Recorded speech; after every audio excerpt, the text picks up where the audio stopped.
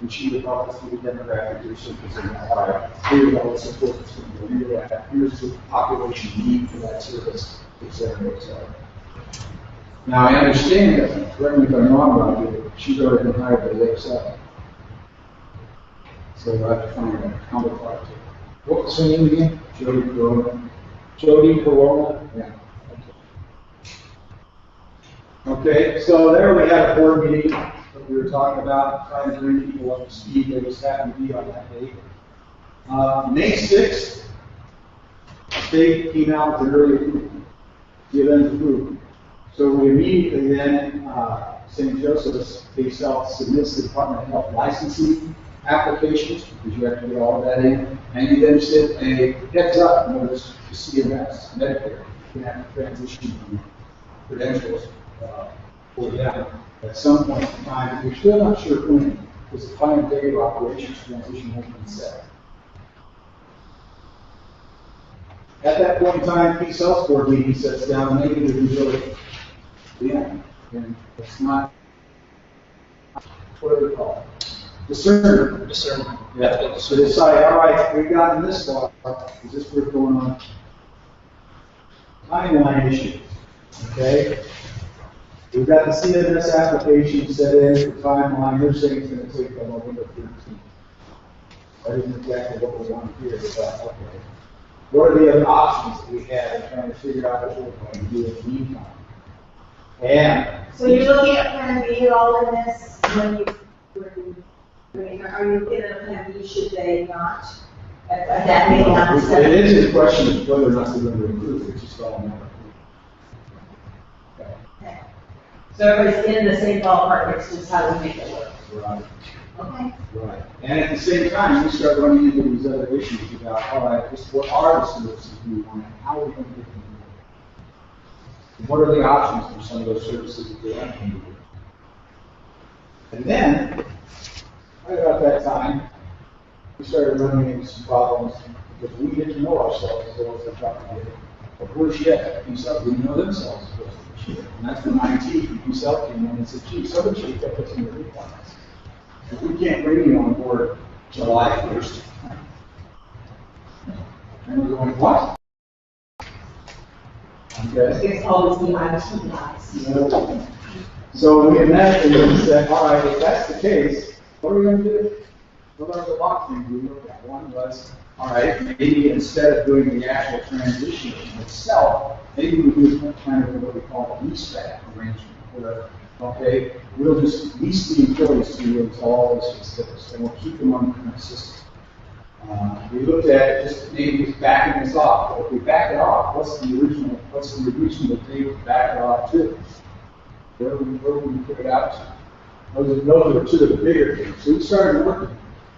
And then we said, all right, there's no way we can do all of this other than just push this out 6 months. And we're going to make a new date, December 30th. So that date will designate the start of their taking over the operation. Okay. So from start to this point, it's 2 years. Yep. And so we're looking at that saying, all right, we can push it out 6 months. Their IT people agree it taking 6 months to get the changes in their system in place. Our IT people say, yeah, because that means there's some changes we have to do to meet the changes in here. That makes sense. But at the same time, Julie touched on it earlier about during all of this, your level of anxiety for employees comes up to about here. And you run the risk of good people leaving. Okay? And we have a couple of those happen. We have the director of our HIM, medical records, accepted a very lucrative job with 3M and disappeared. All right. So then immediately we sit down and look at the situation and say, all right, is $30,000 to $50,000 about to recruit someone? What's the chances that person's going to take a job coming into an environment that's not exactly stable? Very good. So instead, we looked at his health and said, all right, can we do a professional services agreement for that position and buy some time off of your director? They checked. The director had capacity. It's good a couple of days a week down there. So now we're only having to pay her 2 days a week for this. We save $50,000 in recruitment. And we have somebody who has the skills and knowledge of what we're looking to go to already in place. By the time it was over, we had 4 other directors who we did the same thing. Now, tied with that, to prevent both of this in terms of departure, we HR commissioners and administration sit down and say, all right, what are the crucial aspects of our employees? Who are the people that if they were to depart tomorrow with just one role being trying to negotiate this thing further, or even continue to run we identified those all, and then HR came up with a recommended plan for a retention bonus that would be paid out at the time of transition to those people that we identified as fully remain critical employees, and they signed an agreement to that. If they left any time before the transition date, then they didn't get the bonus. Yeah.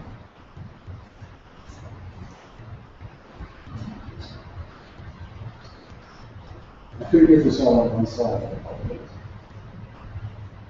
Okay, DOH approved your application. We came up with the first full draft in August of the plan. Review, test, revise. Basically what that means is you don't list any of this on just on the face of it. You turn it all over to your people and say, all right, eat it up. Tell me what's wrong. What have we overlooked? What we did is we ultimately ended up finding out that we didn't have all the issues resolved with government. And not all of the IT was resolved. So we're back to what are the options? And guess what? We have to push the transition date out till April 1st. Now you can imagine, since that's April 1st, there's a lot of jokes going on about it. Since 2014, having started the process by January 2000. Exactly. So I guess it goes back to, hopefully you're taking this to heart, because you don't want to crank this up. Okay? But it's not, most of it's out of our hands in terms of state timeframes. Well, those are the things that we would have started sooner. Well, one of the reasons we did it is we didn't have a comfort level that we were moving down that road to the cost investigation. So you want to be convinced this is what you want to do before you do it. Right. And thinking back, the science and that criteria were there sooner than we thought. If we were just willing to take the step. Just a little slower. Yeah. What was the tipping point and the reasoning behind it, where you decided this affiliation was in the best interest of the community? Was it purely financial? Was it service lines? Yeah. Survival, wasn't it? Well, it's basically exactly right. We were at a break-even position. HCA, the Elder Care Act, comes out, I'm sure, and says if you aren't playing as part of the social care organization, you're going to be left at the real side. Sure. So it's the old thing about the on the train and left behind. Right. Okay. And compensated care is the same. And even with the enrollment, expanded Medicaid and health benefit exchange, we weren't seeing any significant improvement. So you came to that conclusion really, 2-3 years ago. But we looked down the road and said, we just can't make it on time. And there are a lot of rural hospitals right now in the state, across the country, who are saying the same thing. Given today's environment, what's going on, given the environment 2 years ago, that's going on. To make it very long on your own is just not technical. You need to partner with somebody, more so now than it was before. It's almost the nature of the game. Taxes is never pay enough money to do what we need to do to meet the needs of the community, and it's a rural community. Yeah. You don't have to partner legislators. got timing to show you, we had just concluded our master campus plan on February 2009 for a new facility build-out. Okay? That all got shelved in the session list because we didn't feel it was fair to go out to our taxpayers and ask for money at a time like this and the time of stress. But at the same time, we recognize that we're putting ourselves at risk for how long it took for this recession to resolve itself. And that's another one of the underlying things that goes along here in terms of how long can we do this.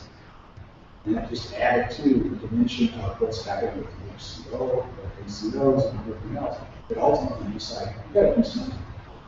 And you've got to do it now. So, there we are, April 1st to June 30th, we decided all on those things. April 1st, we did the transition. I handed them the keys to my office. For the next 90 days, I helped them make the transitions. There's always these little loose ends, you know. really keep the towels to Washington. And then from July 1st to the present, there's a new superintendent for the district. Because now the district is taking on a new mission. And what I didn't mention was throughout the negotiations, there were a series of workshops that were devoted to an alternative mission for the district. One, first meeting was whether or not it should happen. Okay, and we went back to that assessment about, well, what is our responsibility? Well, if access to care is assured by this deal with Peace Health, our other responsibility is to improve the health of the community. And we ensure that Peace Health is going to do that. When right now, it appears that their top focus is going to be on services, and it's going to be reactive medicine. Did your own staff then go after more preventative? So we already had fitness center, we established 10 years ago. In fact, it's one of the only medically accredited fitness center in the state. And we had a whole series of wellness programs that were being funded through various grants. We also had schemes that would use programs and types of things that are already there. They were, if not subsidized by grants, they were being subsidized out of what we were going to have at the hospital. We were not supporting yourself at that time. We felt we could make it support yourself. And we were right to do that. For example, the fitness center right now, I don't know if you're aware of that, those of you who are on retirement. Group Health, Regents, and that is now joining. You get Silver Seekers participating card, where they will pay your subscription to participate in the fitness center. But it's an approved fitness center in your community. So now, all of a sudden, our fitness center is going to come. Something we didn't forecast. Point of clarification, I hadn't heard of Peace Health until a couple of years ago. Now, who did they supersede? They were not always there up there. Down Peace Health has been headquartered out of Bellevue now for here. Okay, now this is a Catholic affiliated organization. And when did they go into Bellingham. Bellingham? They opened up their first service in Bellingham in 1897. Before this was even state. 1897. What happened to What became It is St. Joseph. what happened to primary care in this district? What What was it doing before this change? we had three primary care clinics that belonged to us, and we had 300 private primary care clinics in the community around us. Okay? Peace Health wanted 2 of the clinics that we had. They didn't want the third, but the reason they didn't want the third is because it's located in concrete, and it's 70% of it. You can see the reason why they didn't want it. So, one of the couple of things I was going to talk about here is that now while I'm no longer superintendent, the project lead, behind the scenes, negotiating the sell Maybe a better organization than the not-for-profit that helps disability. And they just got approval from the feds to add that to their scope of service as an approved federal qualified health. You did mention turning over the keys. Right? So as part of this, you stepped in as superintendent. Right. And those keys were then assumed by Peace Health. So they have an administrator or a CEO who handles the whole package. They have a CEO that's acting. That's what He's acting like they put their person in there. Now you think about that from a practical standpoint, that makes sense. I don't understand Peace Health systems. I'm not aware of all of the resources. When you put somebody in there that knows all of those, you can bring them to bear as quickly as possible. You don't want to have a spin-up time on my part, 6 months to a year, while I try to figure out how I can tap into what you have. we're trying to protect your overall interests. Exactly right. Not Not that I'm biased. I had a second part of that question I want you to have answered. How were the clinics doing before the transfer as far as financial? Our clinics are pretty key. With the exception of So can you speak like this? our 3 clinics, 2 with the Peace Health took the break-even operation. And the one up there, of course, was using. Did you have physicians in the primary care, or were they PAs, or what? When we acquired those clinics, they had physicians already there. There were physicians who came to us and said, we can't make it in this community. We want to take over our clinics, but we have to look for someplace else. We couldn't afford the rooms. We already had shortage.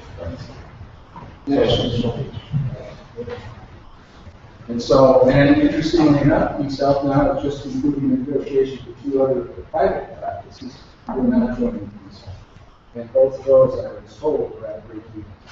Was East South called St. Joseph before?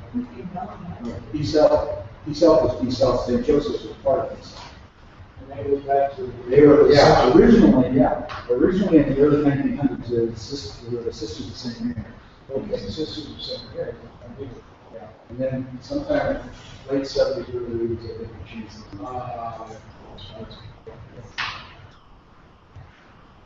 So the district then, after all of this is said and done, then as of July 1st, they launched their new mission vision, which of course is now their focus is on preventive care and what can we do. They've already done the baseline studies, they already know what the needs are, they already have grant monies in play that they're going to set off with what they're going to do, what they're going to do. They're already working with the public health department and a number of other areas, including the hospitals, to see what we can do in collaboration to improve everybody's health.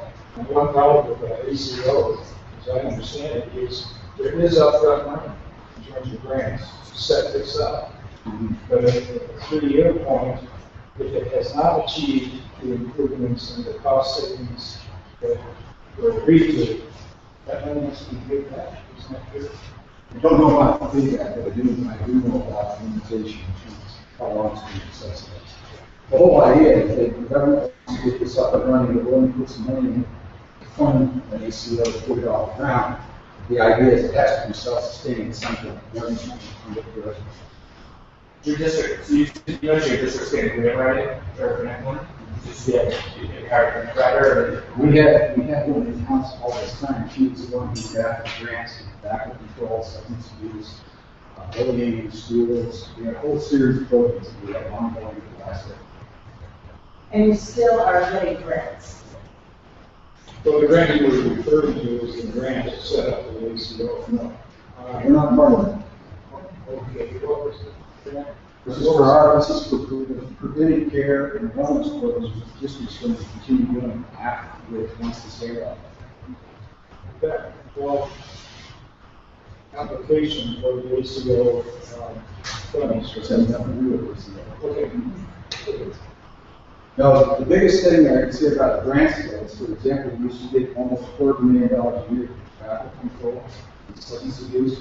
Right now, the state, the recession that they put all that money back into the general fund, and everybody bouncing along with 25 to 50,000. All right, so your grant funds have dropped. Yeah. 10%, 50%, something like that. Depending on the grant, anywhere from 10% to almost 80%. And which grants do you think are more successful with? I'd say anything that's related to schools. Because when we put these grants in, we do a multiple applicant grant. We bring in school districts, we bring in cities.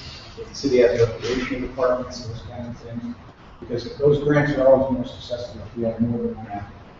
You know, there's one agency that's almost never mentioned, and that's county health departments. How do you or agency interface with the 2 county health departments? They're part of this new mission inclusion. In fact, we have the former executive director of public health sits on the existing hospital foundation that's helping us with grants.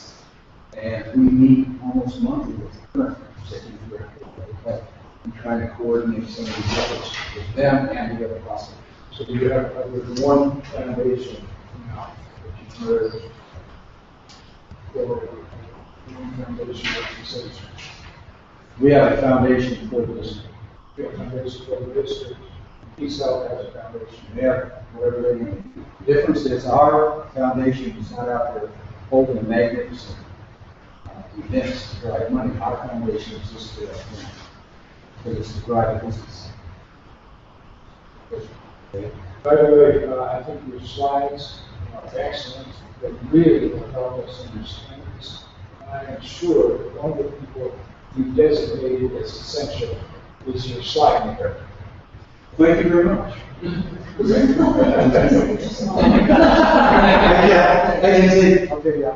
In full disclosure, my wife has a business. She's a computer trainer consultant.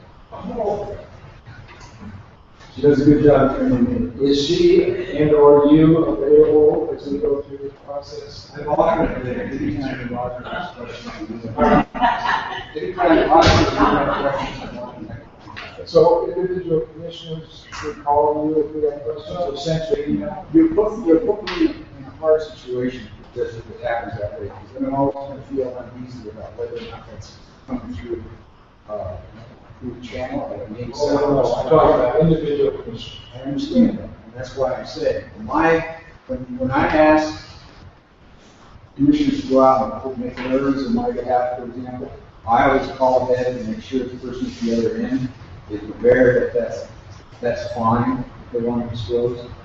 And the reason I say that is because sometimes, not in this last case, but in another one, I had a couple of commissioners who were calling consultants with questions. And the other one of them was humongous. They didn't even know what was going on. Well, I just heard someone say that. I'm available, but what I would ask you to do is if you're going to want to raise these questions, you're going to do. But there's a fun time to it. Unfortunately, that's sometimes good, so I've taken up what you said. You know, I've had other commissioners telling the same about me, but I think Whoever, presentation. Thank you so much.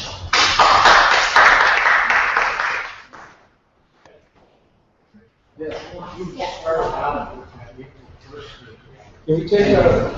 Yeah, I was just deciding what John's question was.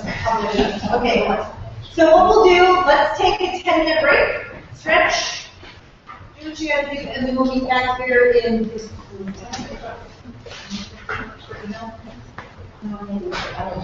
Okay, we'll go 15 minutes, so we'll meet back here at 40.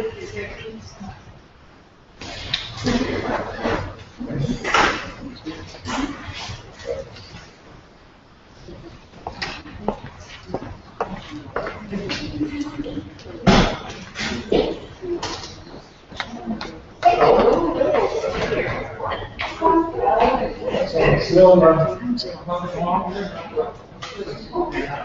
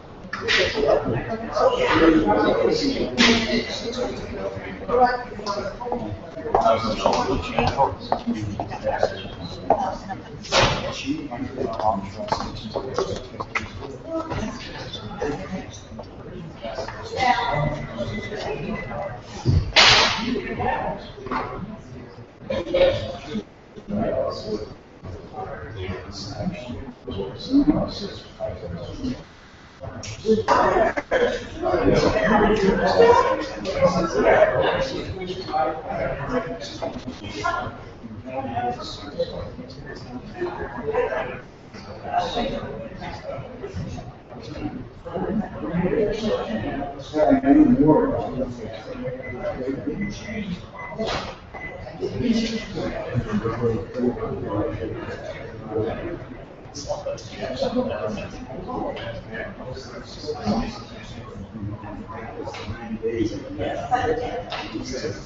I still think we had.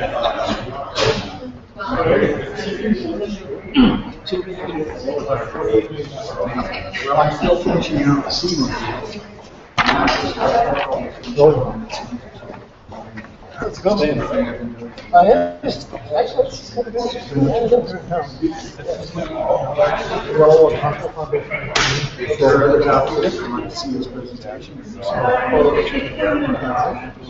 And I was hoping that I would get a primary care on care, on the second,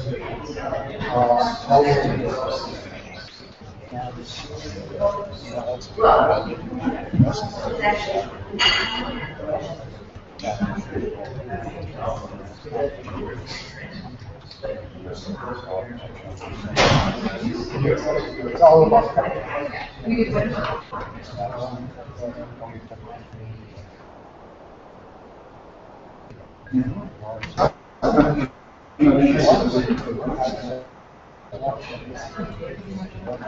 No, but I was saying they don't.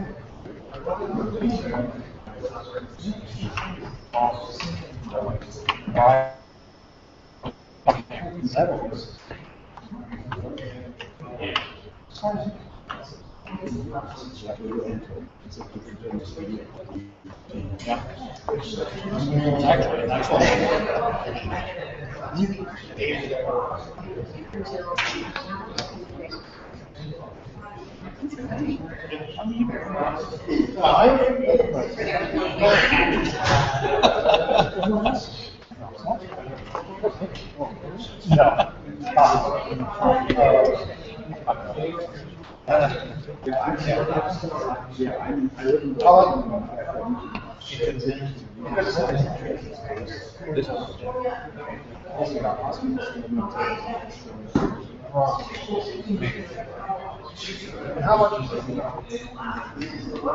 At the hospital. And what are you? Transition from the existing hospital. It's just gone on a little longer. Just 2 years ago, 1 year project.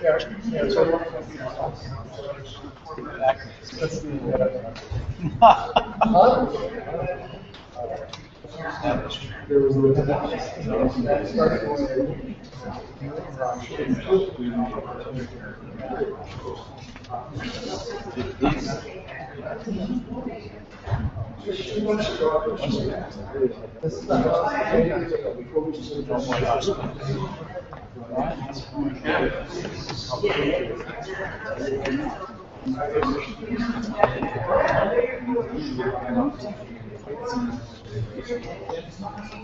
So reinvention was I learned everything there is to know about.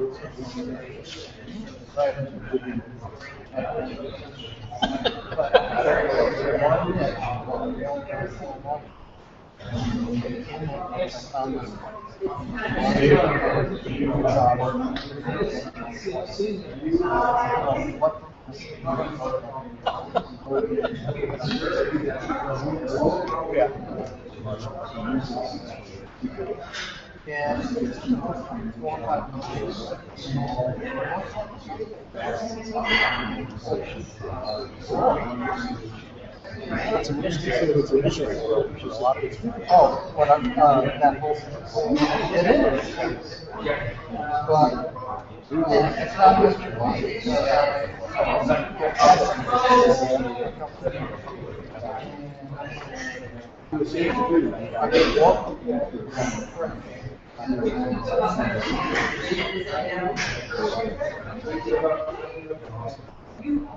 I don't know how to describe it. Just tons of all over the using disregard fact. What time did you get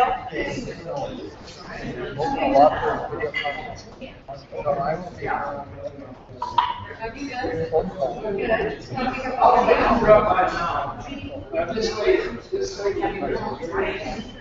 We have television programs, February and construct. One of my good friends.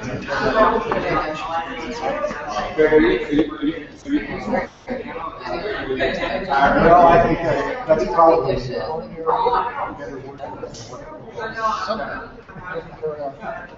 well, I've never been read there's a network.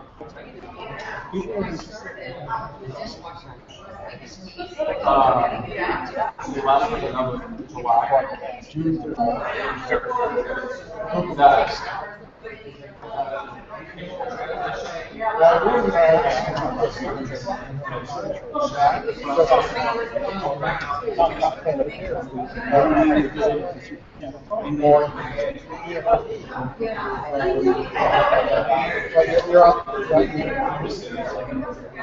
'They haven't filled the position next week and put his hands in the field for you. So they're saying the truth is kind of direct. And it's what my most optimistic. Basically, what I do is not something.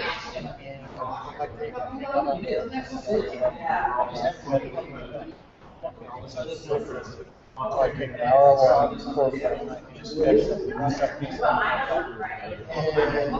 almost like that's all. It's evergreen. It's fresh 6 months from now. It's or it might be that there's hours worth of program. So I'll gather just one. So my niche is editor, turning your television program just into something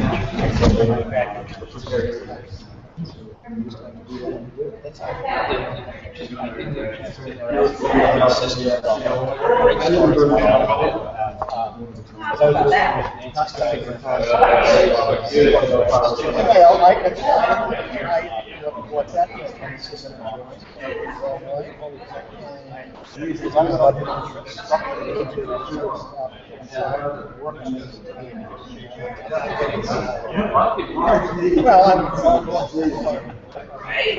Especially veterans. Maybe. You're going to get trapped.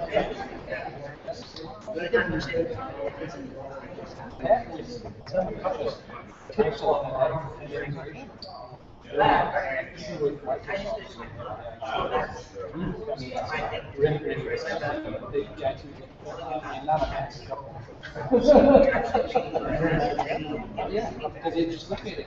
That's good.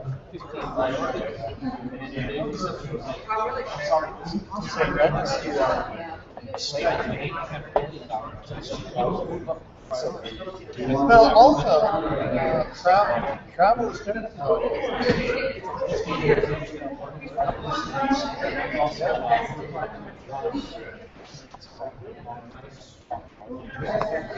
So, we'll see how this. I am a professional officer.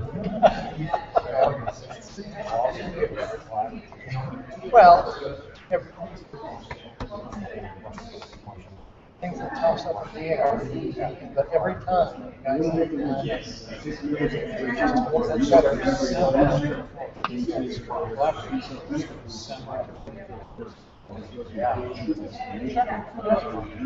especially in your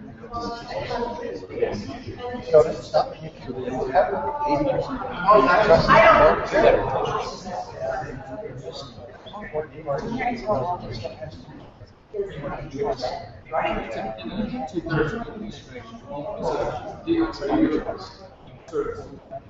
more first person expression.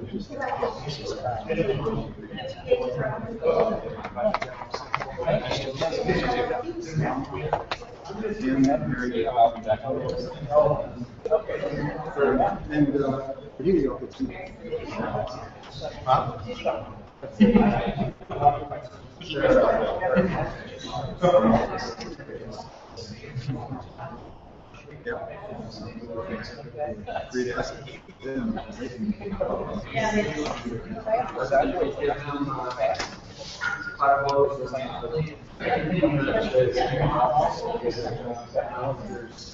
no money to spend on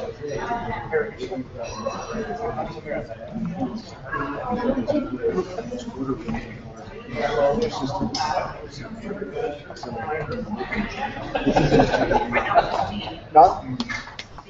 Oh, so, visit, to see the new stock, go ahead and visit my website. Okay, I will.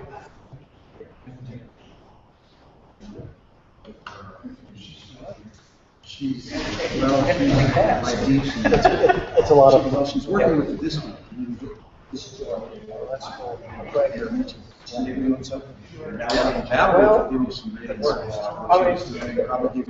What happens is, it isn't what happens, it's how you respond.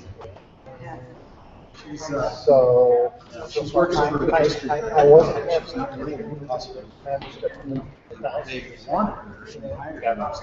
But what is it that you do now? I have no plan to do another year. Her situation. So that really is the environment. And I've got a new college. Yeah. Continuity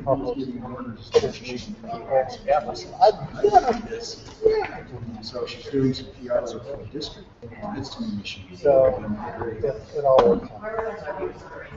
Well, we're creative, but that's you've been a motivational speaker, seminar,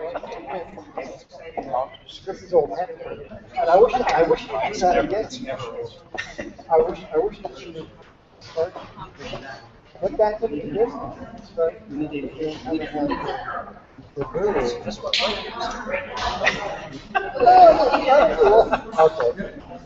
I made my pitch. I've been retired for 5 years. My wife says, I'm starting to retire and don't have a job.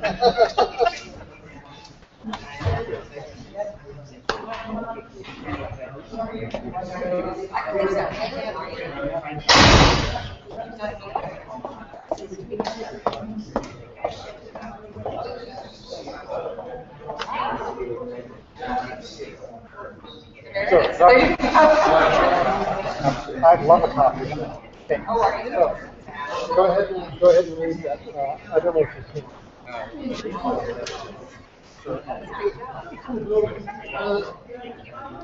Just so that you know.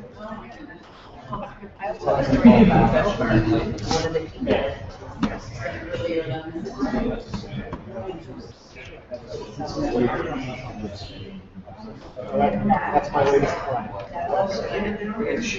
She's a woman. She's actually in a position up in Gulf. That's what I was wondering. And she had to move to Canada. So, very active on plus plastic. And so, what I do is I edit and just happen today. That's while I was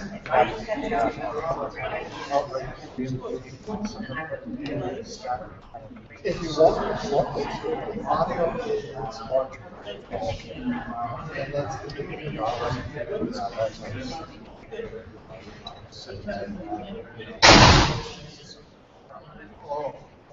I wish you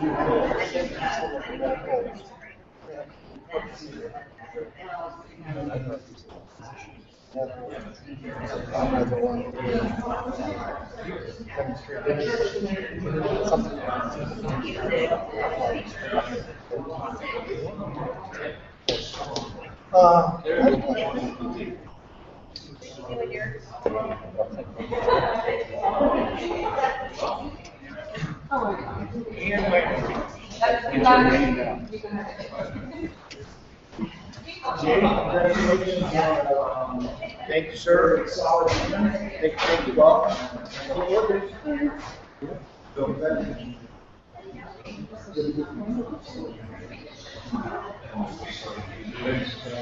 Well, Roger said he was applying for the COA.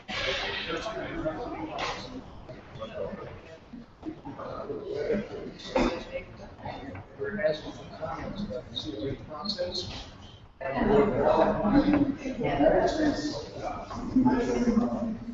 Well, we have the same All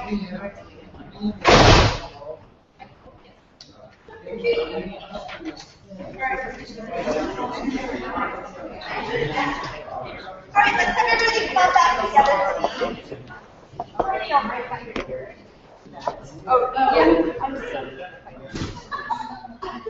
That's how you get my attention. Okay.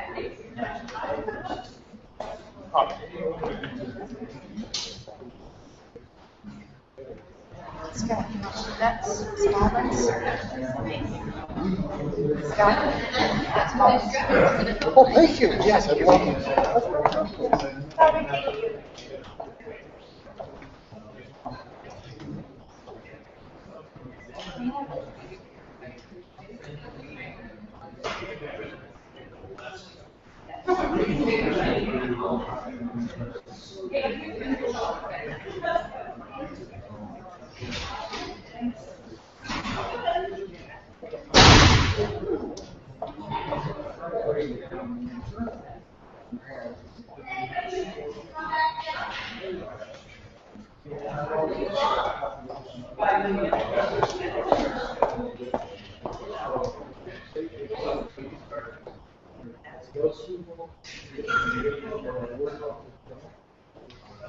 Come on back and have a seat, please, if you will. I can tell it's that time in the afternoon because the break drifts just a little. She'll be taking a nap.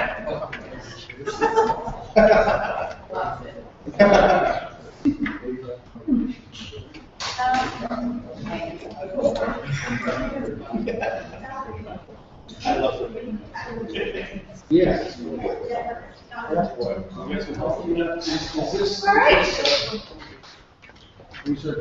This is actually antioxidant. That's right. So we're presenting almonds because I know that that's in the last part of the afternoon.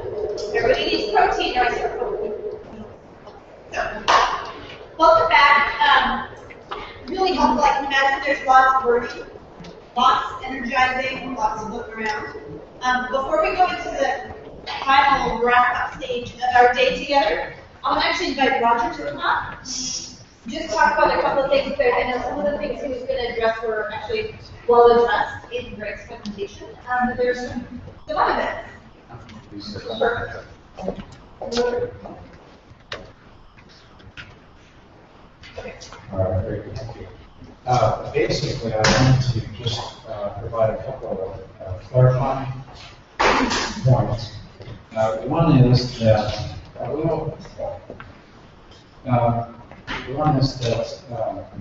over the last several years, I've watched Greg go through the process. You speak louder, turn it up. Is there any way to turn up the volume a little? Pretend you're at a rave concert. You can talk about everything. What?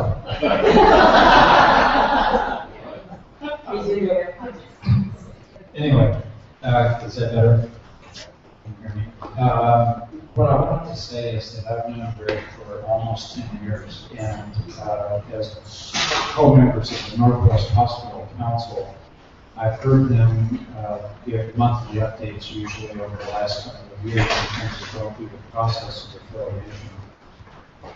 And, you know, it looks really good now, you know, when this is done. It's been through the process and it's finished and successfully and well done.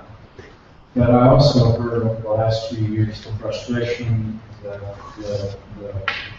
dividends, oh boy, now what do we do? I heard all of those comments too. So I knew that having gone through that, would be a great resource for the board. And it was the intention is to bring him in and be a resource for the board. So I want to make that clear that if you choose to, he's available on a consulting basis and available to the board as a whole. And so I want to make that clarification. The other thing is that In terms of an ACO, there are several models of ACO. I heard some, maybe some confusion around that this morning. The Medicare ACO was set up to be a cost sharing or cost saving model, so that if there are cost savings to Medicare, then that's a shared savings program with the providers. And so there's more risk involved in that, and the providers actually get paid the same amount under an ACO, a Medicare ACO, as they would, it's still fee for service. It's only if there's less services provided, then that is shared with Medicare. But the ACO model also can be a risk-sharing model in that it can go at risk for whatever populations, and that's the Boeing and other large employers, where the ACO is actually taking the risk in terms of providing the services. So it may be a per member per month type of a model, and maybe set up in some other way. But there are several of those, or an ACO can be both of those. So I wanted to make sure that that was clarified a little bit. And in terms of our affiliation with Overlake, they are part of the University of Washington ACO, which is one of the greatest talking about. It is also affiliated with East Health. So we would be affiliated, through our affiliation with Overlake, we would be involved in the same ACO that the United. Well, which one of those models were we exploring? Pardon me. We were About 2 months ago. Yeah, we were exploring only the cost sharing, not the at-risk model. And so it would only be, yes, the hospital or district, we're in a lot of different locations, for instance, Prosper and Snoqualmie. But it would be, we would be sharing the overall costs associated with caring for patients in our community. So if Prosper wasn't really good at sharing at savings, then we would jointly share and then not doing so well. In our situation, we didn't do so well in terms of reducing costs for Medicare beneficiaries, then they would share in our amount. So it was the Medicare, Just the correct. When, and really it was the time that we were starting to consider, in fact, we had just been notified that Overlake had joined this ACO at the University of Washington. And it was at that point in time that we felt that that would be a better option for Snoqualmie to join that larger organization, since we do have the neural network division and that locally. So these ACOs are strange. For example, Polyclinic is its own ACO. it's on ACO. Downtown Seattle. And I One suspect, organization. Yeah. That's because they're different practices in that same building. And by coordinating, they can save money. I think they're very confident also. So the other thing that I wanted to address is that the timeline that we're talking about is really going to be significantly different from when we had a general event period. And the reason for that is because we've had a long relationship with them, we do have mutual trust. And this is quite a bit different in terms of coming to a master agreement along the lines of the letter of intent. So what I would ask the board, in order to go forward in this process, know that today is the start of that process. Not only is it part of the public disclosure process, it's part of the engagement process, but it's also part of the negotiation process. So I would like the board to consider the appointment of a representative or two that would sit on the negotiating, on our side of the negotiating team to work with the overlay negotiation. So just still need to do that now as we start deliberations. I need some clarification. What type of agreement are we? I know there's a lot around this, and I'm not going to say all of it. For overlay, are we talking about just, are we selling the hospital and staying in the public health district? are we selling the hospital and considering dissolving the hospital's three? What, do we have any idea of what we're even talking about, or we just talking? We are just talking, but we can talk about the range of possibilities Okay. to answer your question. I think that was on the list they had with that one. Right, and that's what United General, the process that they went through. So, as a public hospital district, we don't actually own the hospital. No, we don't. We're leasing it. So, that's an easy part of this, easier than what they had in that the sale would be from Benaroya companies to Total Lake Hospital in terms of the physical structure. Except now that changes what we originally said, because I was there, we said they're gonna lease for 5 years of purchase. So there was a plan to purchase at one time. To lower the debt. Actually, to lower the interest rate, because it's really a high interest rate to start out with. Okay. And we were going to refinance and buy the dollars to save Okay. up to, I don't remember. They had $1 one million leasing years. agreement. Yeah, okay. And it's a lease purchase agreement. That's right, that's what we were talking. And included in that then is an 8.5% interest rate that's imputed into the lease payment. That's what they were So as we get the lower interest rate, we're just gonna buy it. We feel that we can lower that significantly, maybe by a third, and that would reduce then our monthly obligations. You know, there's a lot of confusion in the community because people are talking about selling the hospital overlay. We have nothing to sell except the lease agreement. We have to let them. Now, has the land been paid off? Do we own that free and clear, or is that part of our $40 million indebtedness? Well, the land is paid off, but we use, I mean, we just want to get LTA for it to pay it off. Okay. So in a sense, the only thing that we own, quote unquote, is the land that the new hospital is sitting on. But we never owned the hospital, so it's a misnomer when people say they're selling the hospital to an overlay. Whereas technically, I think the legal part of that would be that we're assigning the right to the lease to the overlay. Yes, correct. And that's what people don't understand. And we've given a land lease to Benaroya in order to make put the hospital on it. So we would assign potentially our land lease to them or sell it. And that would be part of the negotiation. Will the overlay own the land? That would That be new hospital's on? That would be the idea. They own the land and then they got the lease of it.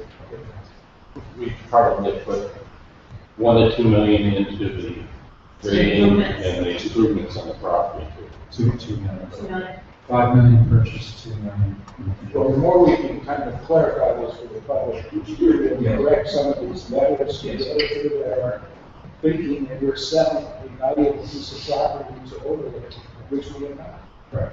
What we're saving essentially is the ability not to have to go out and do $40 or $45 million in additional over what we're at. And these are part of the Q&A types of things that we will be working at. These questions and get answers.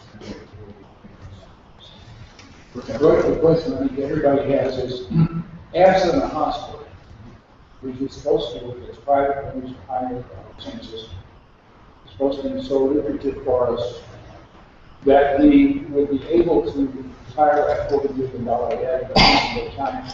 Now, unless we better understand the revenue sharing that comes from the hospital, as well as the clinics, I don't see how in the world we're going to pay $40 million off just the clinic revenue share. If I may, I'm going to suggest at this point, that we're stepping outside into other conversations that will be a part of the process that will be built into the Can I process. hear the question, Jean? Thank you. So after listening to all of that, let me tell you, was there lots stirring, lots energizing around which it seems from Greg's presentation? Would it be valuable to capture new hopes and fears and get those out there? Has your list changed? Yeah. Okay. Definitely a new fear. That's an old fear, a new. But I didn't know, I now know. And now you're more scared.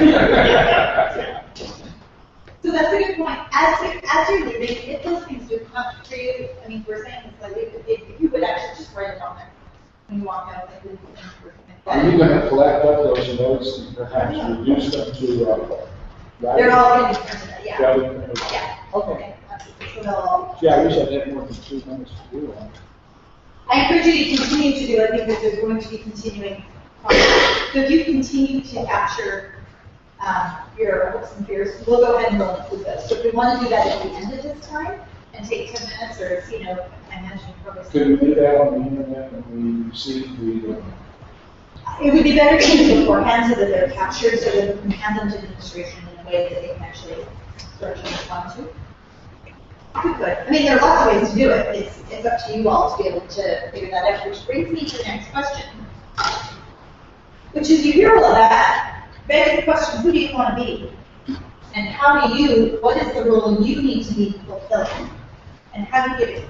Right? So lots of these really big questions that support you staying at the right level at a governance level rather than at a tactical level, working through an issue with so many tactical issues that requires oversight and people on the ground and all that communication working together. By way of leaving off point to that, I just want to talk about that. Who do you want to be? What are literally the words you want to be able to say? Here's who we are as a board in this paradigm under these circumstances. We're talking about board that's exactly right. May I ask a question? What are the roles or role that you need to fulfill? We're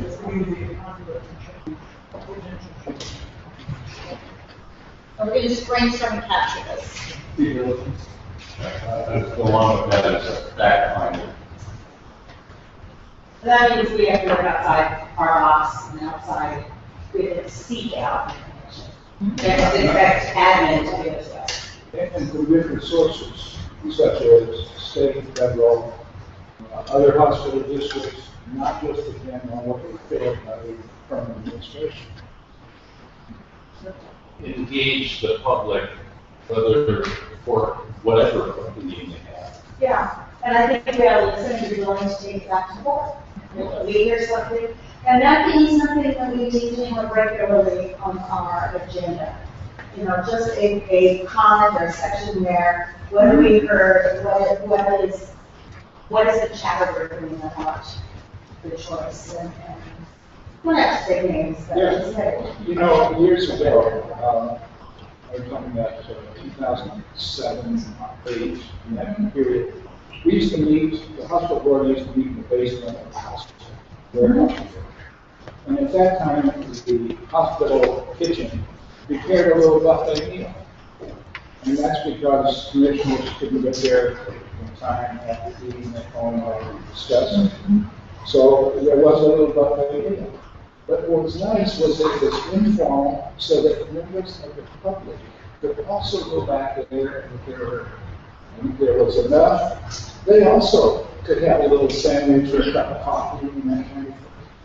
One of the nicest things we could do is at our board meetings, at least have out water for the public. The board members get water bottles for the public, maybe some cookies, maybe some fruit. I don't know if you want coffee or go to all that stuff, but that is the best time to interface with the public in an informal setting, right there before the board meeting. So, again, just to get at, Just more work on now. Well, we got to do the public, not the staff. Sorry. well, and it's a cost, but let me just check. We're talking about millions of dollars. Well, I just want to check in with me, so to make sure I understand what I'm getting the answer. So you made a specific suggestion that is the solution to More interaction with the public. Okay. See, a lot of them are too embarrassed to get out and speak, Okay. and they may not want to call individual board members and so forth. But that informal interaction, before, during, after, during a break, or whatever, with the board members would be an opportunity for many members of the public to speak to us and for us to listen. How about a potluck and you can start off? So, okay, so what I hear What do is, you think? I think that periodic potluck would be better than a picnic. What kind of sandwiches do you make? all right, I'm gonna call that. Start again, so I'm just an invitation. Knock it off. I'm not gonna take it to your home, your footy. So, Gene, let me check in. Is this Patrick? So what you presented was a very specific solution. Exactly. And if I'm capturing the opportunity, then it's to create opportunities to interface informally Yes. with the public. Is that Yeah. articulating? My simplest way is put water out in public. So lots of Costs us lots. nothing. So what Then I'm we can hearing. go from there to embellishing that perhaps. So I just want to make sure, so that's the one very specific way to get at it, but what I'm doing is trying to capture the opportunity and then the tactical way Yes, in no, which. you're correct. You're right Perfect. about Okay, it. great, thank you. Now, I'm gonna paraphrase former commissioner's comment about over the cabbage road and the grocery store. Okay. Does that make sense? I don't know what that means at all. We have multiple opportunities to interface with our peers and non-peers and people higher, lower than wherever in our daily lives that our community. Some things you I'm going here, I'm doing this, I'm doing that, we're not taking an opportunity. Okay, so I think this, what I'm hearing is bringing real intention to this. To be like the guy that's selling fireworks and asking people to come. Now I understand the caption point, thank you. Yes. Okay. Now, I kind of thought, this seems to me like a perfect opportunity. Charles Peterson, human called him last night, and said he's not able to come. But he would really like public meetings and more discussion with the public. So I think we need to take that desire of that and make sure that it happens. And I don't know how to do that. I don't know when we find time to do that, but I think we have to be available.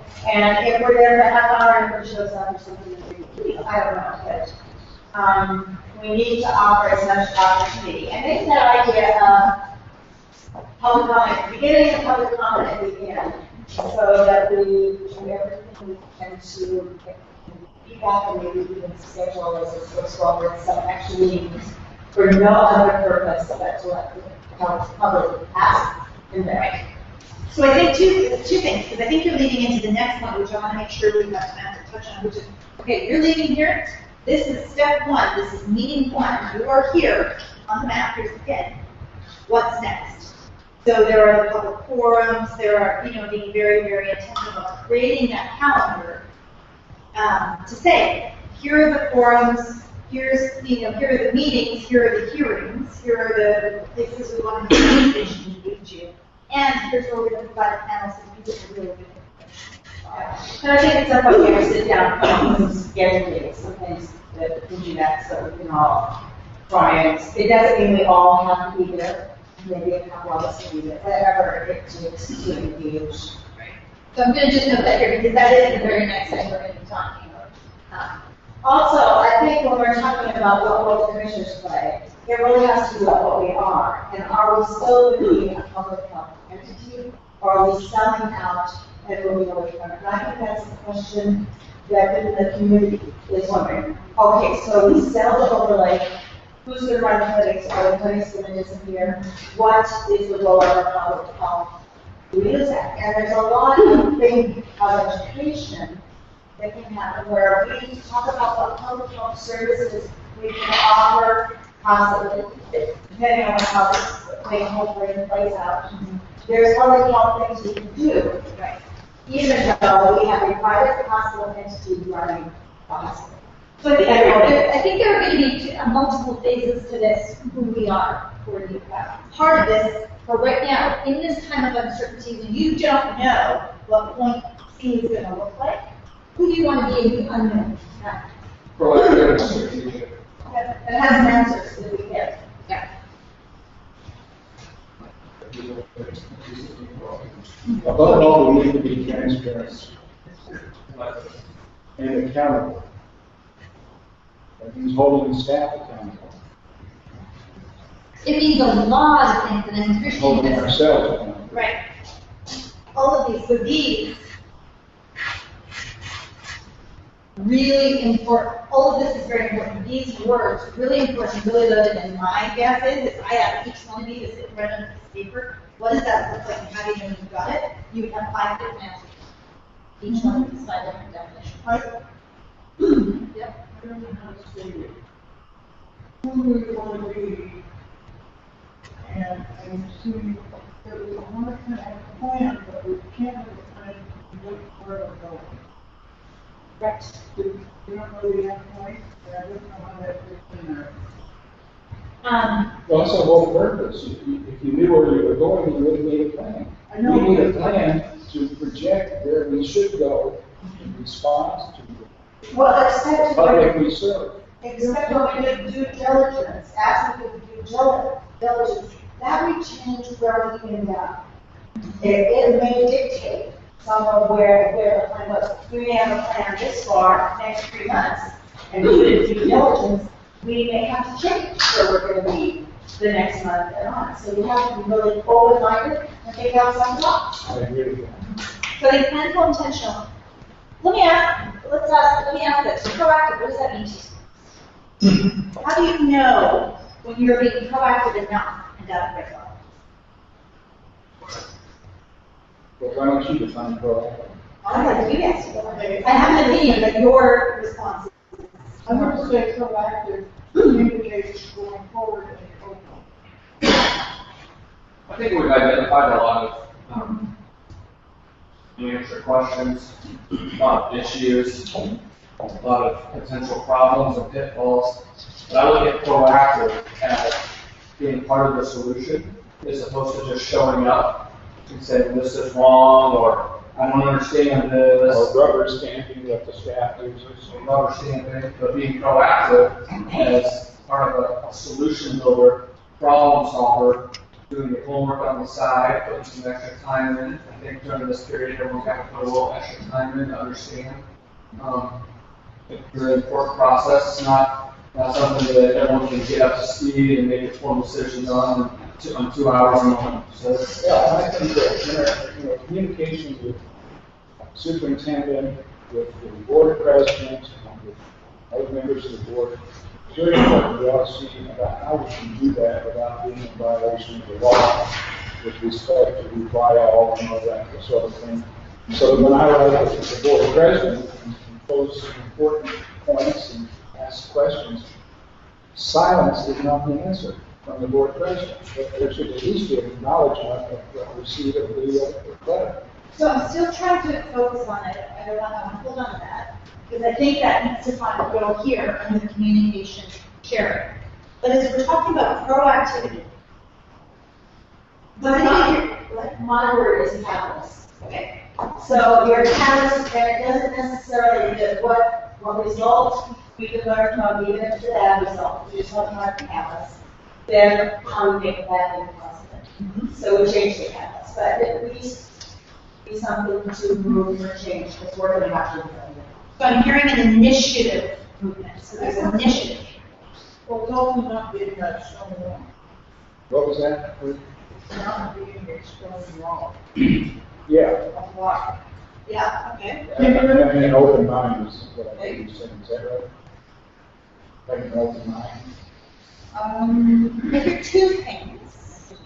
Open mind And and some, well, receptive, but not being, when you drive the car up to the end of the fence, you're going to stop. you're giving me an answer. Okay, so the opposite When of they're open-ended.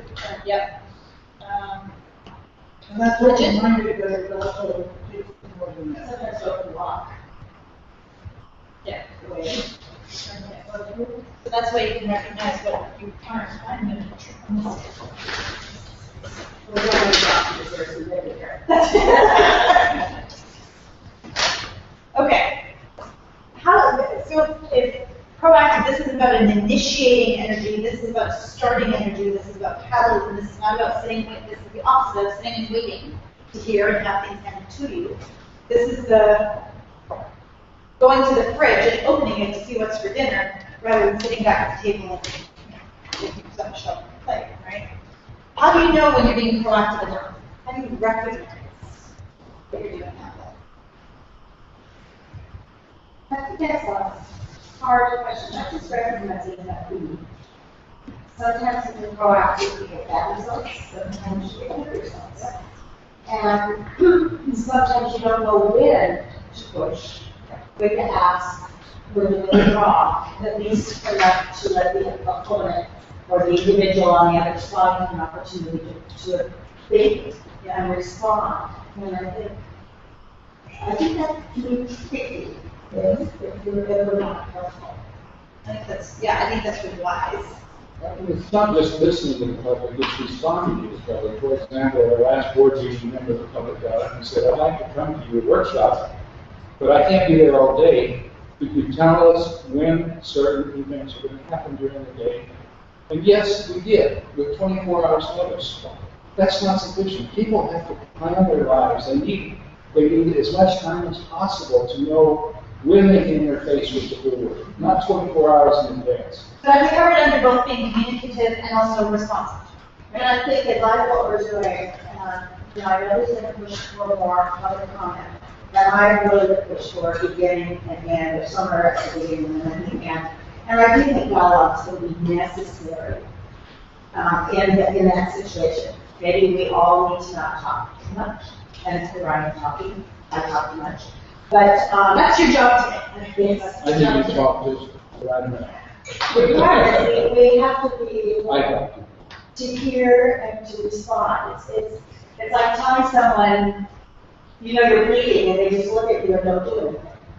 Or you need to put pressure on it, and we just stand there. I mean, we need to be in dialogue.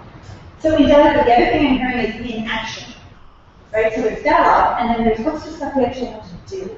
Right? And as commissioners, that's a very that is a more complex question than it appears at first, right? Because what do you have to do? You've got to go and think really hard. You've got to go and ask really good questions. You've got to raise the level of inquiry. And that's your to-do list. And the way that can happen is that if the finance people know exactly what's going on in finances, they can answer financial questions about what happens with or without overlay.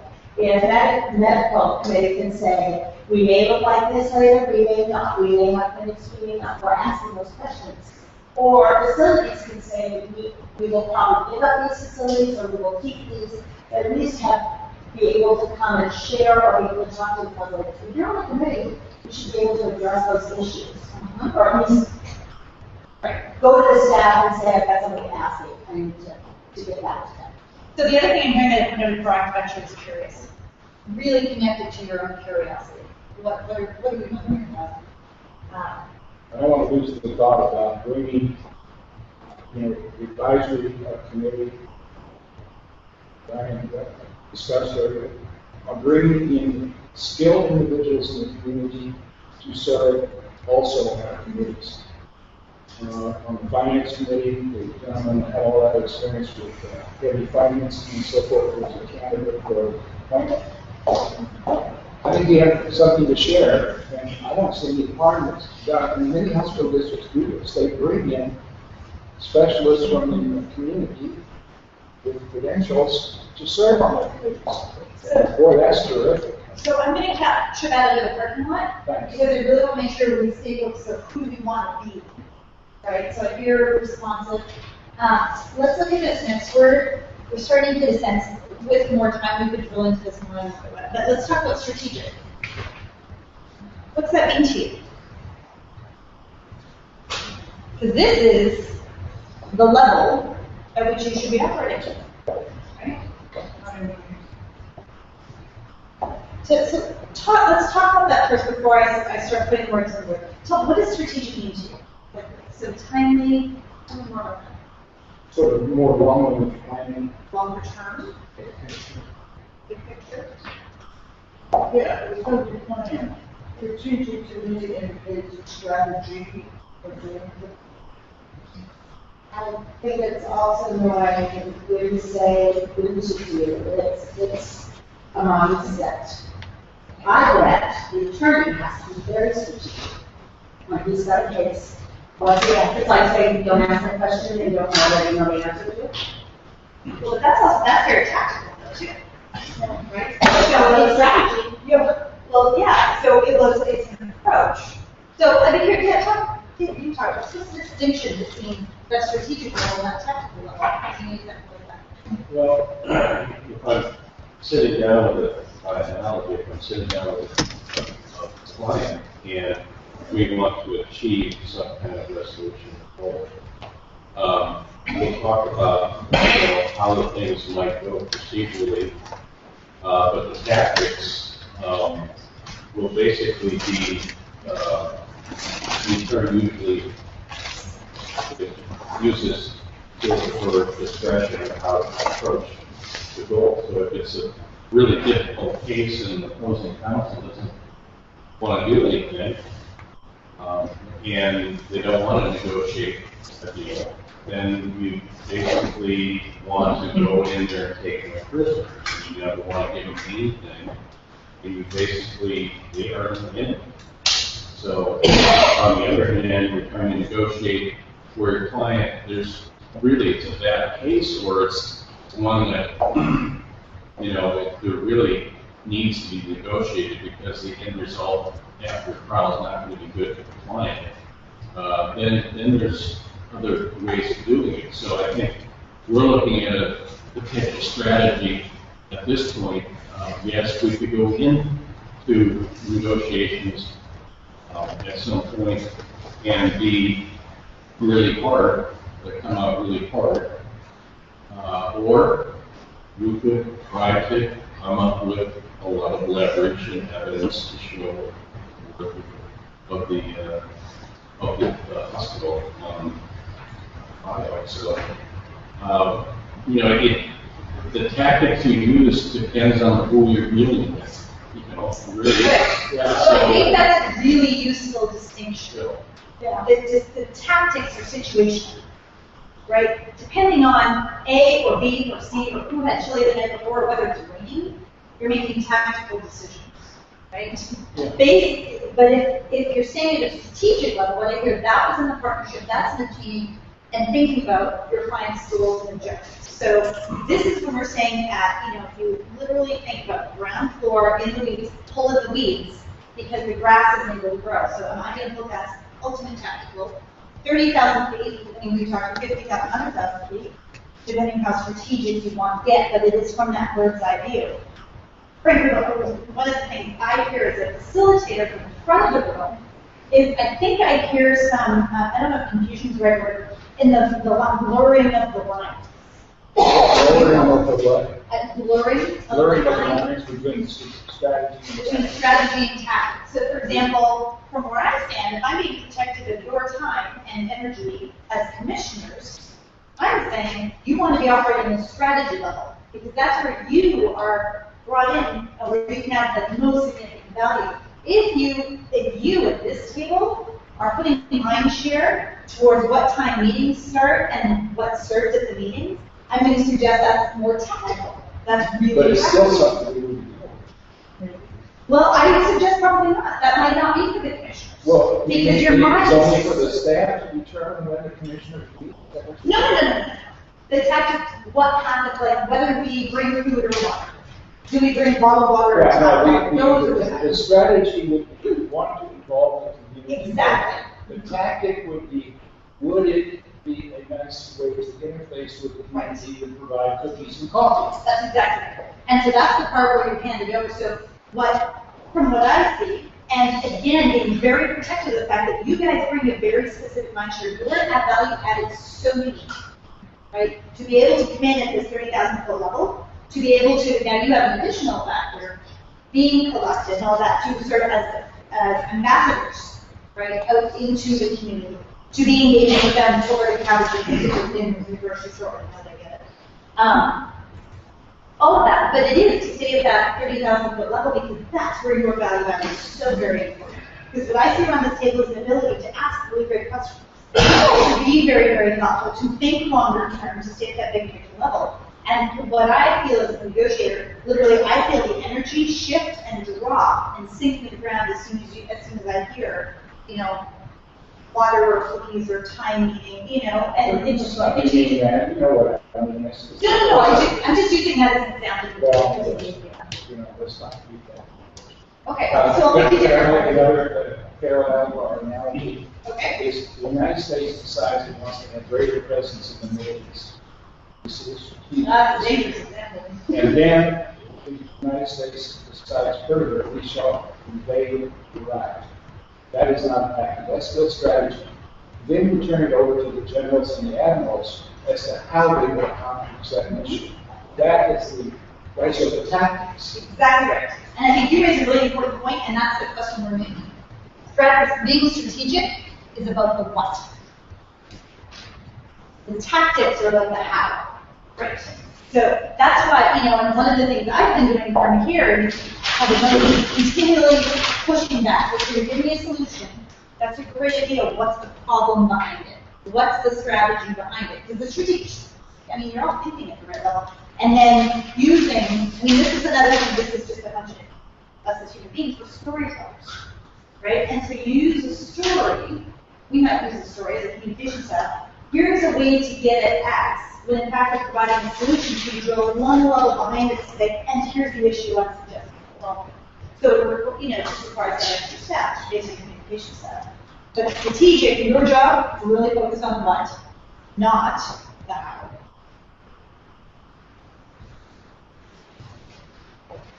That's all. You know, that's so important because I am getting out of it. Oh, that's interesting. So for me, that's really helpful. I tend to be, somebody says they're model, okay, how do we do something? And I go this call, how right away. Ah, good to, really appreciate you self-awareness on that, because that's, most of us, we're doers. So you need to write tactical, and underneath tactical, you write how. Right? Yep, sure. I'm sorry to be so tactical.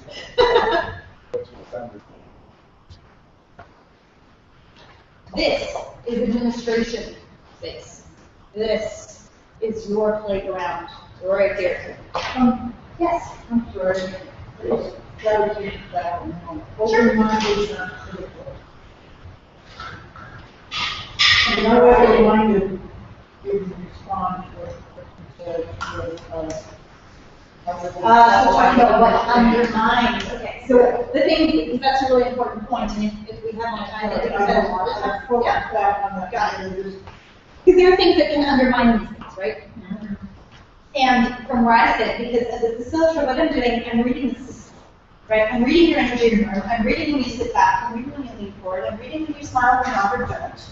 I'm reading a version of life, you know, so picking up the energy of the room. When we can talk about proactive, and start to identify and get some clarity and get you all on the same page, start to kind of look more like, right?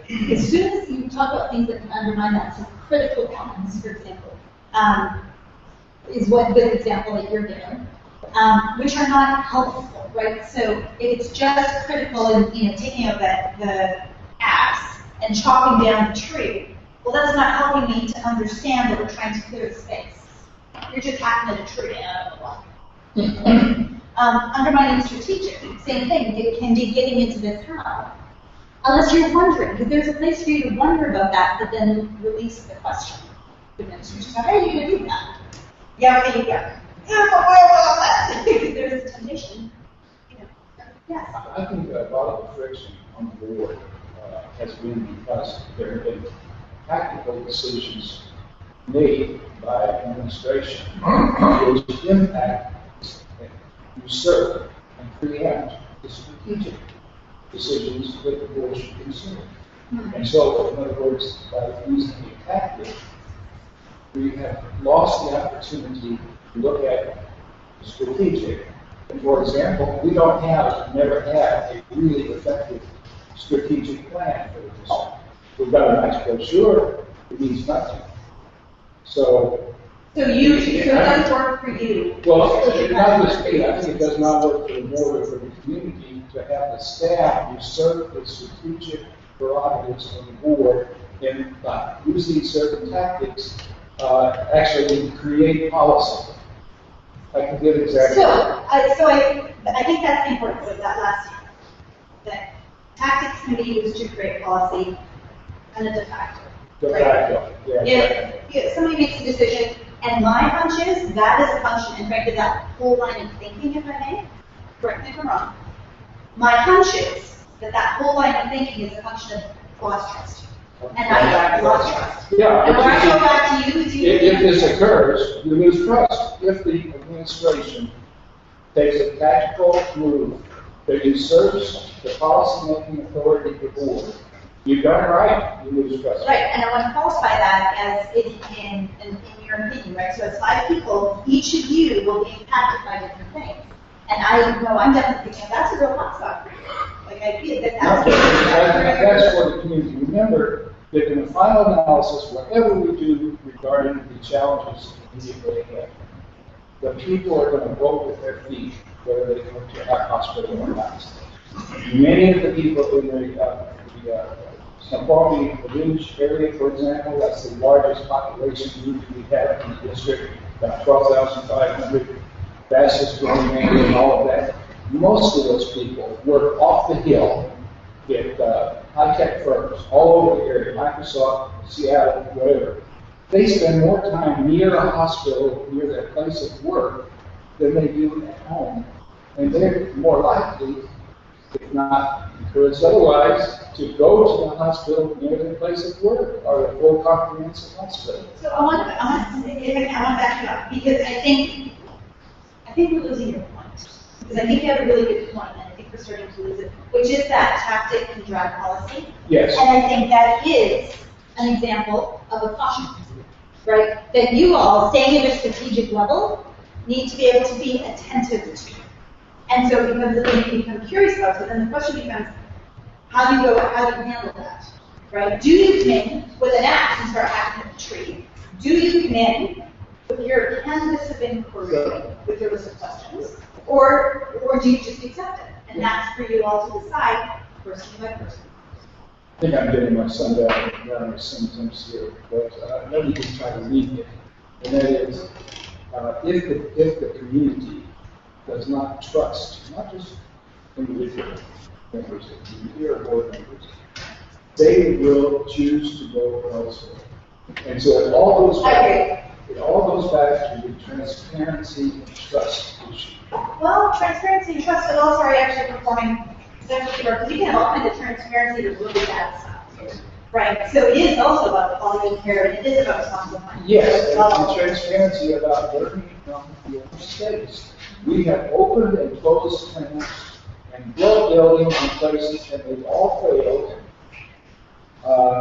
Gene, I'm going to suggest that we capture the point, just because of time. This is where I'm but at. you see the linkage between. I see the linkage, and I think it's caught here under transparency, what you want to be, Okay. with all of the reasons why, and I hear that as in common with you. Everybody wants to be transparent, that is a common desire. And we want to be perceived as transparent by the community. Which is a or we very will different not be point. trusted. That's a great point. There are two things. There's actually being transparent, and there's actually being perceived as such. There is actually being proactive and being perceived as such. There's actually being strategic and actually being perceived as such. Very good right? clarification. So those things become very, very important. At some point, it's all sort of live. It's branding, it's messaging. It's all in the perception, right? It's a lot. A lot. A lot. No, it's a lot in perception. So we've talked about transparent. In the interest of time, I want to do a check. Is there anybody who wants to make sure that you have time at the microphone? We're going to open it up. I'm just going to try and decide how much time to leave. That's what we're doing. So we've got 1, 2. Okay. Have you signed the sheets already? I don't know if you. Just might facilitate, I don't know if we need to do that. Yeah, one of the things is we don't have people signing in board meetings like they do at city council meetings, and as you've done today. And it would be very useful if we would ask people to do that. Now, under law, they don't have to. But if we had their contact information, and we get back to them, we would be able to. If they would sign in and give us their address and phone number. Your email and so forth. So just noticing, like real tactical. Yeah, we used to do that, and we quit. So I think the so are we clear about the distinction? Whether or not to stick to it is a different thing, but the distinction between tactical, transparent. What I'm picking up is that there are different interpretations of what actually constitutes transparent. How much is not transparent? Because of everything, so I'm just going to leave it at that as a function of time. And council, I think the same thing, right? I think we talked about that earlier, and I've lost track of my church a little bit, where we have that clear accountability from staff. So staff is accountable to Roger. That's right. And Roger's accountable to us. And Roger's accountable to you. Staff is not accountable to you. They're accountable to Roger to you to the community at large, as well as to some degree, to one another. Absolutely. So I'm going to clarify this.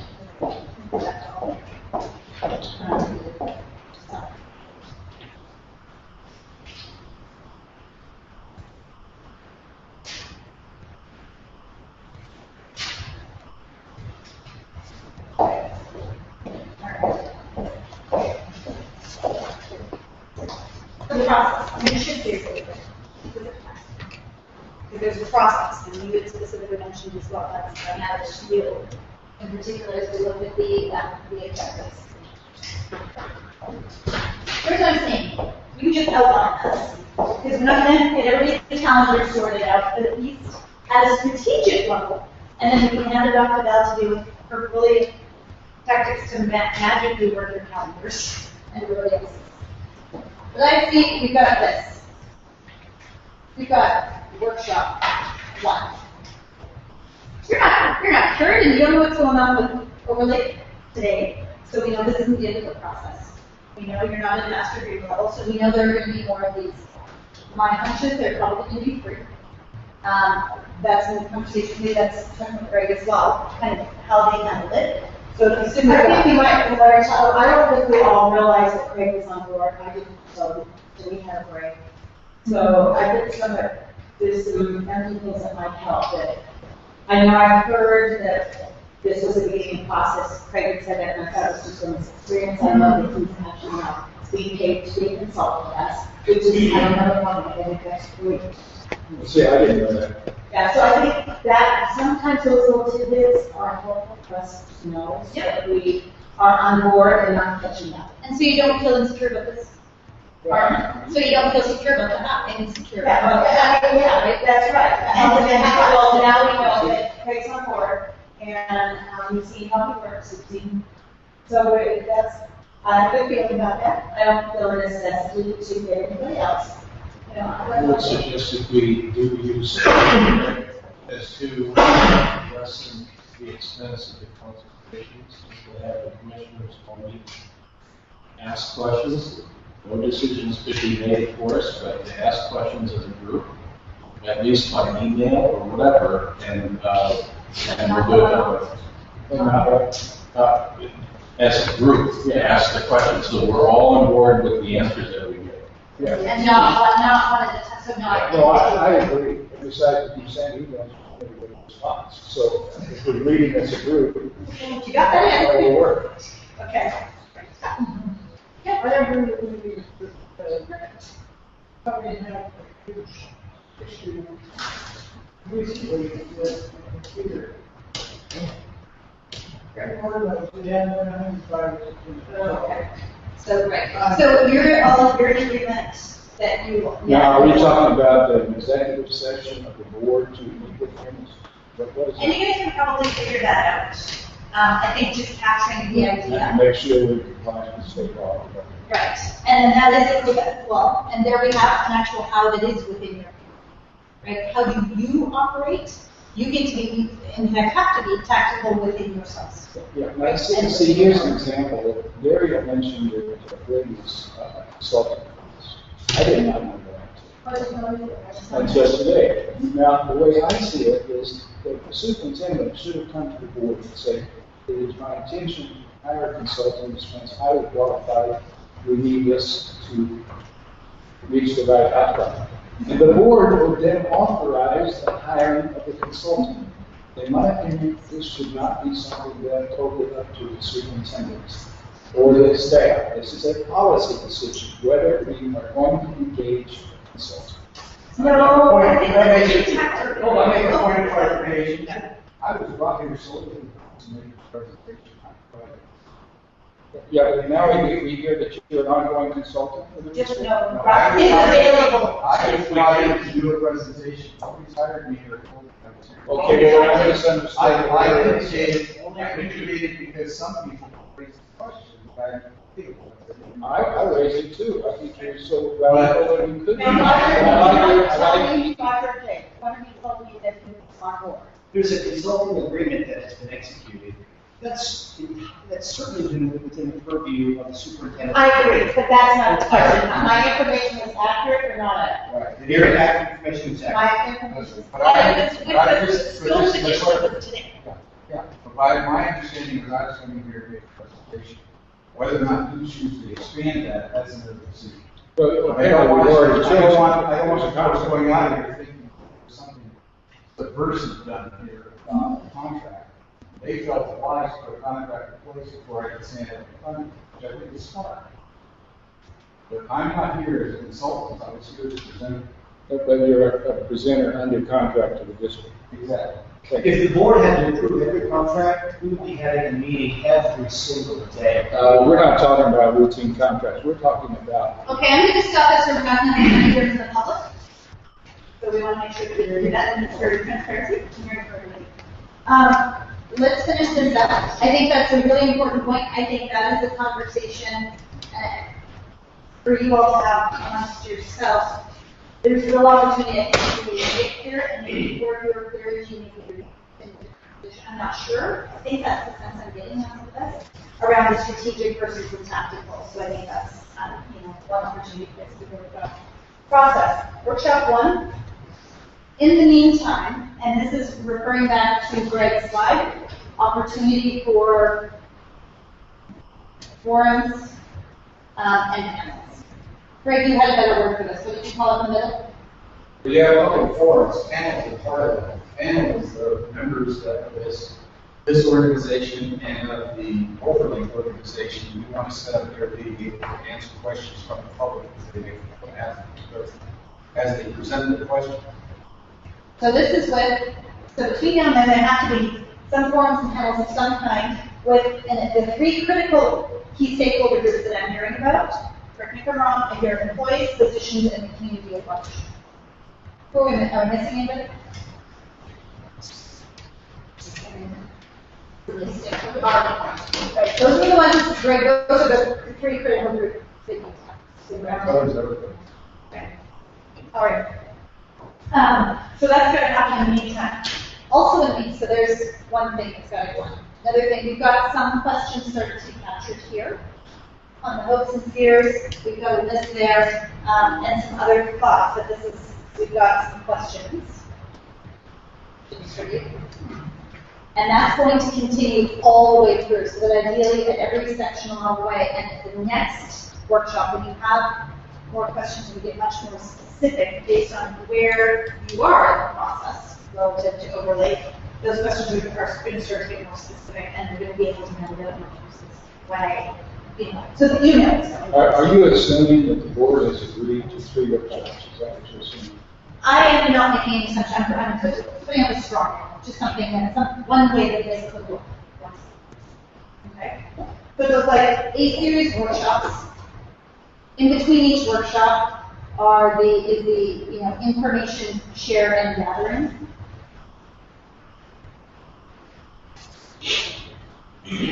So I'm going to confuse that by calling these 2 different things, but that's what I did here. There is both the gathering of information from the community, the physicians and employees, and the dispersion of and sharing of information with employees and physicians. So we're starting a dialogue between the community and the powers that be. That we are. And then, so these are happening in an ongoing way. There's some kind of calendar around that. So that this is not necessarily a single event in time rather, but this is probably includes the form of panels. This probably includes, I heard Roger talking about the website and getting that moving. This includes publication. I think conceptually everyone can get on board with this is a good idea, and I think that it's really important to put this out, plan this out 6 months in advance. Yeah. So we're not doing it 2 weeks by 2 weeks or a regular monthly meeting. So can we all nod our heads and agree that something like this is something that we should plan out between now and the end of the year? Yeah, and not as part of a regular meeting. That's what I heard you say. Correct. Yeah, it makes sense. to do. So tactically, who owns that? I think that it's Administration. With this, once again, does the public interface in these workshops at all? This is an opportunity. Like today. So it would be like today, the public could be there. You know, even if we make a mistake or it shows some dirty laundry, the public appreciates honesty. I don't think anybody's objecting to that. so No objections. so the administration would be responsible for drafting this. For calendar. And maybe put a draft out to us where we could give some feedback on what that looks like. Yeah, and publicizing it in the papers. And then maybe we could come to some kind of mutual consensus in Every the next couple of weeks, as opposed to waiting to a September board meeting, so we can be proactive between now and the next 6 months. It's going to come really fast. So let me be super technical. Roger and Valerie, can that happen in 2 weeks? Some kind of a, So I know you're running the trials and stuff. But the farther ahead is better for me, so I can plan the day I'm on. so is 2 weeks a reasonable time frame for an outline, a proposed outline for this? It doesn't have to be locked down in stone, maybe proposed dates. Valerie? Yes. Okay. We also have to be careful that we're observing the requirements of the state's Open Public Meetings Act. All these things should, jail will take a look at it. We need to designate some of these as open forums, and I think we need to have some executive sessions where it's. Or you could have a combination, where part of the Sure. meeting is open, Agreed. and then you recess into executive session. Tactically, make that happen. Got it. It's going to be in addition to our regular meeting. No, it's a separate meeting. That's what she said. In addition In addition to. Oh, I see, all right, as long as it's not an addition to the meeting. It's separation. Oh, Distinct. yeah, I see where you're. And I think too, it's hopeful that we'll all make it there. We don't necessarily have to, but I don't think it's. Okay. That's what the long that thing is, David Spikers just said, it's very important because many of the folks here have very complicated systems. Absolutely. So now, I hear you guys just made a strategic decision, you handed it off, it's gonna be done. Go noted. All right, so objectives, let me just check in as we wrap up, and then I'll mention. Objective number 1 is to engage in more open, free-flowing dialogue, then normally possible. Did you have that? Did you experience that? Really, honestly, I'm not looking to so. I would say improve. Improve? Okay. So some more opportunities to do that. Anybody else? What are you asking? I'm just asking, did you get that? Did you have more free-flowing dialogue? You mean at this meeting, at this, oh, absolutely. And I thank you as a facilitator for bringing that down. So clarify roles, responsibilities, and information needs. I think we started that, I don't think we got it. And so this objective transitions to the next agenda. Okay. Clarify the process for moving forward. I think we've got this, and it's been handed off. So we tick this, but it'll be an ongoing thing. I don't think this is a tick and done. Okay? Great. So with that, let me call this portion to close so that we can hear from the public and hand that to you. So from my perspective, Thank you. So thank you for allowing me to facilitate and to be a part of the dialogue, for letting me to like catch up, prompt, and push and pull, and I'm really encouraged by your commitment and your openness to learn. So thank you for that. And with that, I will officially close this portion and hand it over to you to do that. Very good, very good.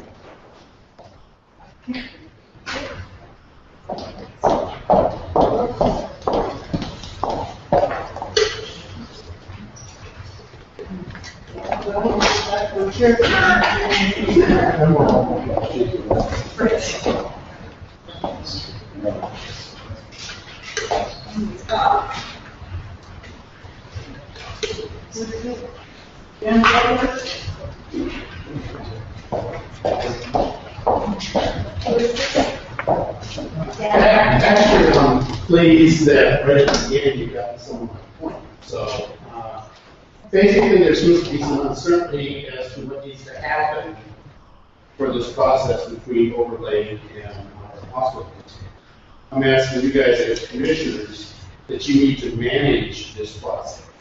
You need to ask the administration for a detailed outline as to what needs to happen and what's going to be negotiated. You need to do this information now, that you get that process there. You also need to name one, and I would suggest two of you to be on the negotiating team. And this is something I feel that needs to happen now, maybe at an executive session or an open session is a meeting tonight. And I think you guys need to decide as to how the public is going to be kept informed on this. Don't necessarily have the administration decide what it is, and then you guys as a board complain that the public isn't being informed. You need to take the initiative and decide what needs to happen and address that to the administration. Thank you.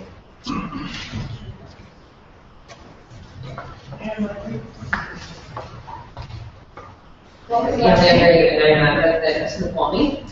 My oldest daughter was in a serious car accident in March of this year. She spent 30 days in intensive care at Overlake Hospital before finally transitioning to the sleep-in program for about another 30 days here at Snoqualmie. I just wanted to say when I heard that there was an opportunity for Overlake to come in and take over, I was pretty thrilled and excited about that. She received exemplary care that saved her life miraculously at Overlake. The care that she received was incredible and necessary, but the care that our entire family received with those people there was something that still touches our hearts. And that was the same at our Overlake Hospital. So I'm excited about this opportunity. I think it's a wonderful fit for our community. Even though Overlake is a big hospital, we felt very much like we were enveloped and cared for very, very well there. And Lisa's still in touch with the 3 of the doctors that she had at Overlake on a personal level. And that's pretty cool. So I hope this works out. Thank you. That's all I have on the list. Is there any other person who wish to make a comment?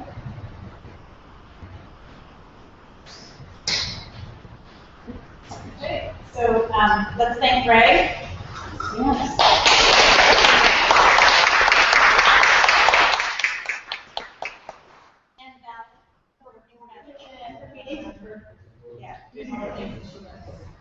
And with that, I would you to call us closed. Yes. Bye. See you in a couple of hours. So the next meeting is at 6:30 at City Hall. And hopefully we can vote that. Thank you all. If you want to.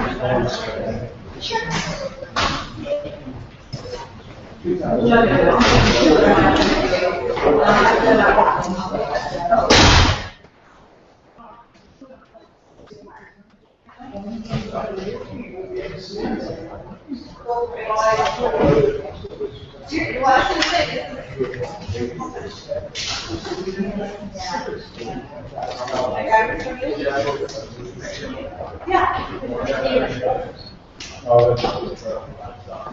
Would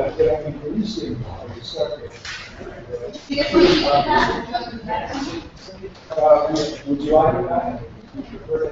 No, I want to take it as a souvenir. No, I meant just a hat. Oh, no, I like it. And you keep the hat. Thank you.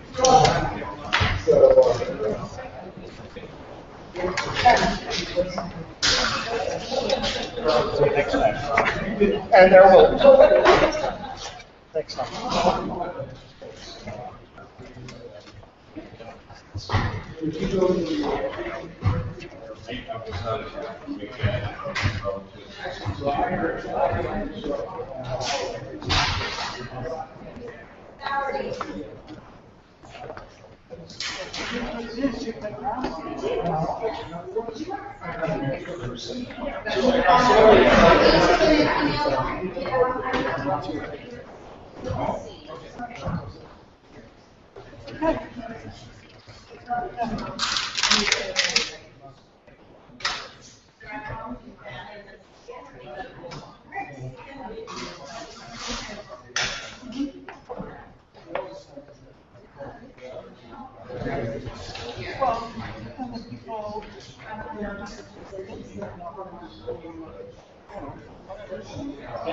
Medical care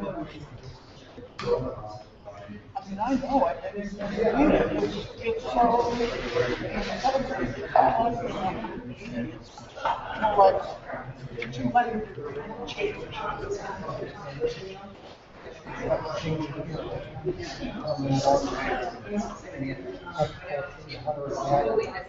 I was just going to suggest that you make comments about moving things along quickly. Can you get this video on the hospital website in a couple of weeks? You're not here working for the hospital? No. Oh, okay, this is for your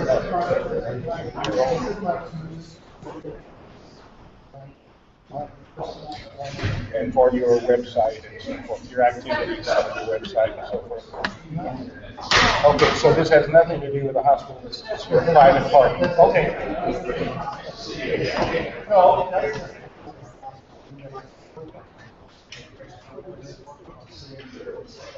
But as far as your, okay, but as far as you're having a connection to be here today to film this, thank you. You have the perfect right to be here like any citizen, so that's fine.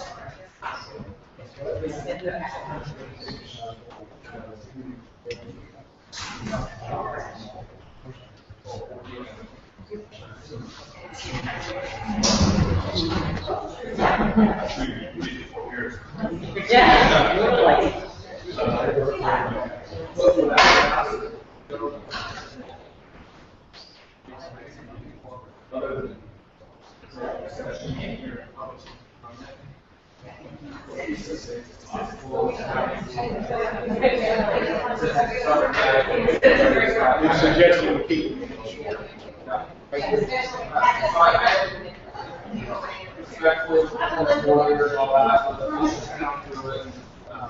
I've got people in town hall listening to come and put more out of their profession on. All you have to do is, amend the agenda. Because if you get a public hearing, we'll just feel like we're done, or we want, there are certain things we have to go on the warrants and so forth. yeah. And that shouldn't take any. So let's make it a goal. Our meeting's gonna be an hour tonight. I would say no more than an hour max. No, outside of 6:30 to 7. there's no reason that we can't get on the agenda. Let's try. We can do it in half an hour. They were all there, and then we can get the executive done, and it's a long day. Yeah, we have some. Please stay in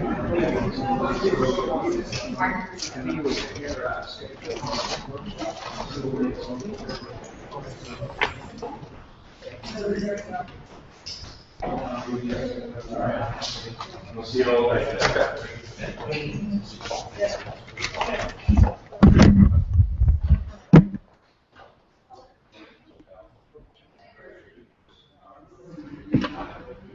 Thank you, sir.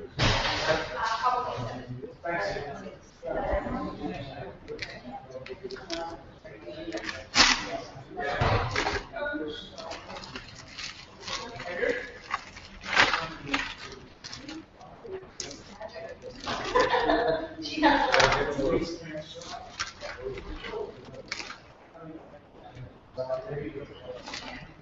least, you know, the purpose for that is to take the talk about and set up a scientific conversation, and then there's more conversations.